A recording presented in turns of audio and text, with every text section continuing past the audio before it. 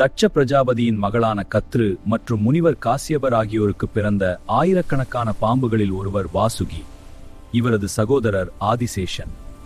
ஆதிசேஷன் தவ வலிமையால் விஷ்ணுவிடம் சென்றார்.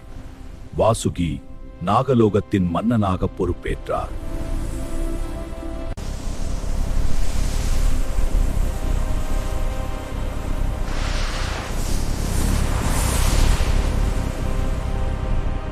பார்க்கடலை கடைய தொடங்கிய போது ஒரு பக்கம் தேவர்களும் மறுபக்கம் அசுரர்களும் வாசுகியை பிடித்து இழுத்தனர்.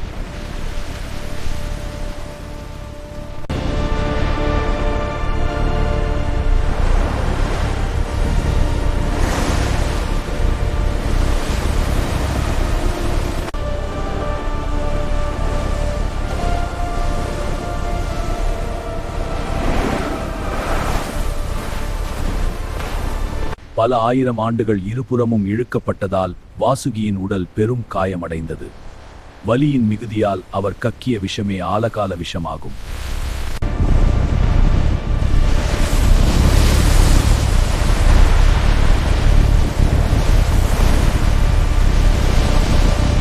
இந்த விஷம் உலகையே அழிக்கும் அபாயம் கொண்டதாக இருந்தது. அப்போது சிவபெருமான் அந்த விஷத்தை உண்டு உலகை காத்தார். அதனால் தான் அவர் நீலகண்டன் என்று அழைக்கப்படுகிறார். வாசுகி எப்போதும் சிவபெருமானின் கழுத்தில் ஆபரணமாக இருக்கும் பேறு பெற்றார். இது நேரத்தை வென்றவன் என்பதை குறிக்கிறது.